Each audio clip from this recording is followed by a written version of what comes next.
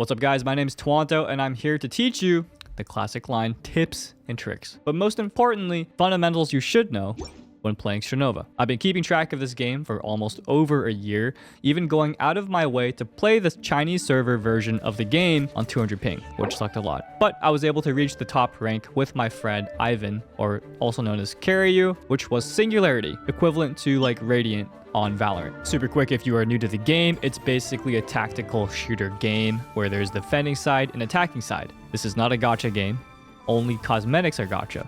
All characters can be unlocked for free. Now that I've explained why you should even give a slightest shit about what I'm saying at all, let's get into it.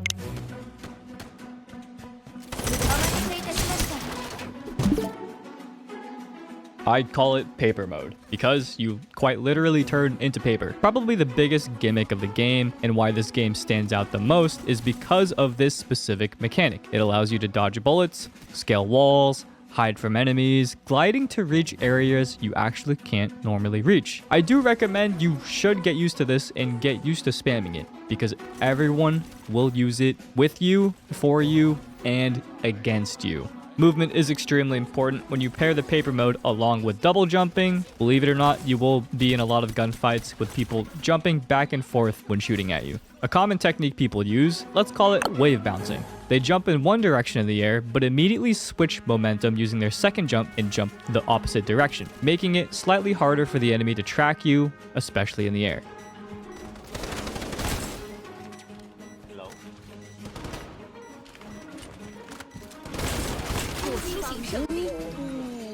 The way to achieve this while also maintaining some sort of accuracy is to jump in one direction, then shoulder aim, but you will have to stop shoulder aiming, then jump the other direction, then resume shoulder aiming. The reason why you have to let go of shoulder aiming is that when shoulder aiming, your momentum and movement speed is actually slower. This happens on the ground as well. Regarding paper mode, it may be useful to keybind it to another key or mouse button that's easier for you to access since it's something common you will be using. I also recommend setting it to holding mode. That way, when you hold it, you go into paper mode. When you let go, you switch out immediately. This way I find faster, and it also allows you to shoot bullets more easily going in and out of it. This is only really a good scenario for any single shotguns, like a shotgun, a sniper rifle, a semi-auto, stuff like that. By the way, I do stream on Twitch sometimes, so check it out if you want, with a link in the description.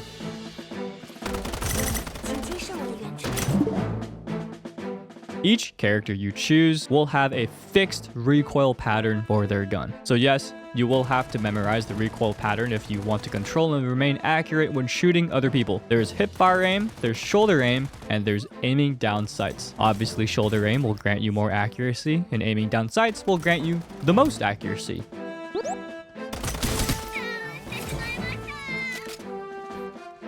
Something important to remember is that depending on the barrel position versus the crosshair placement, there are actually two spots on the screen that you can shoot. When you get close to a certain item, object, or enemy, you can see where the barrel is aiming at and where it will end up shooting. But you can also see where your crosshair is aiming. Both count as legitimate places the bullet will land. It's a little funny, but that's just how it works. At some point, it does go away, but it's important to know that it usually is to the left of the crosshair. Another note I want to point out is look up. Like a lot. This game has much more verticality than a game like Valorant. In Strinova, there will be people everywhere. Flying above you, flying below you, flying inside you. Also, there is a lot of tracking involved because of the high kill time in the game. So if you come from a game like Apex, for example, or Fortnite, I actually think those gunplay skills will probably transfer pretty well to this game. 节目的选单 At the beginning of every round in the game, whether you are defending or attacking, you will have access to the buy menu where you can buy upgrades to your gun, upgrades to your shield and survivability, and upgrades to your character's skills. Depending on these upgrades that you buy, you can build towards a combo that grants you an additional ability for your kit. It is important to know though that the first combo you can keep, but the second and third one you have to choose between. Let me know in the comments down below if you want me to make an in-depth guide for each character. I'm super down to. Just want to know your thoughts and opinions before I do.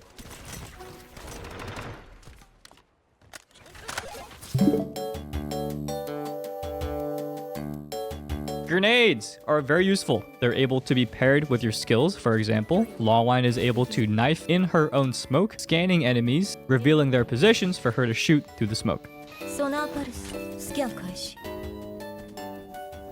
A lot of the other throwables can be paired well with other characters' abilities and overall change how the game is played. They can also stall enemy plants, stall them from getting into sites or specific areas, and even prevent people from climbing walls or going into paper mode. A certain one can even block any throwables coming in a direction.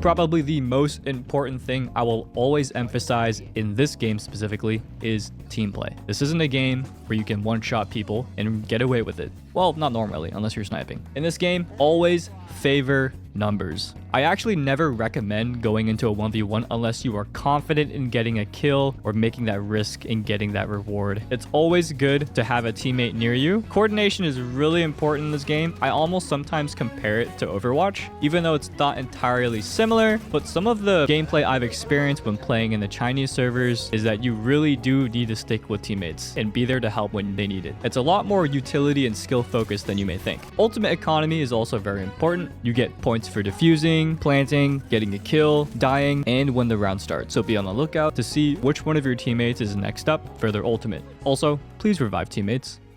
Don't let them die. It's a mechanic in the game, and it's a blessing to be able to revive teammates.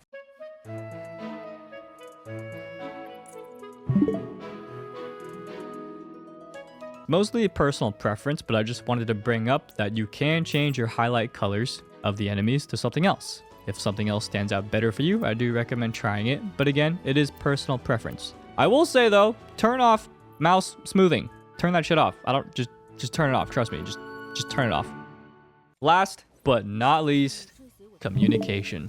This is a game where you need to rely heavily on the decisions of your teammates. Solo carrying is possible, but it's much harder in this game. Every piece of info can make or break a round in game. My number one rule when I play is never assume my teammate knows what I see. Assuming can lead to poor decisions from everyone on the team, which usually leads to a loss. The more you communicate, the more you'll improve, and the more your game sense will subconsciously improve by just talking about the game. Basically, this is the more you play, the better it'll get moment. At the end of the day, I do recommend you just try to have fun. This is a very cool and interesting game for me specifically. I've been waiting for a game that has anime-esque styled characters as well as unique gunplay. And I think this game has a lot of potential to do really well, and I'm excited to make content for it. I don't usually make guides, but this game is just so interesting to me that I just want to talk about it. Again, I do stream on Twitch, so join me there if you want to see some Strinova gameplay, and I'll answer any questions you guys have regarding anything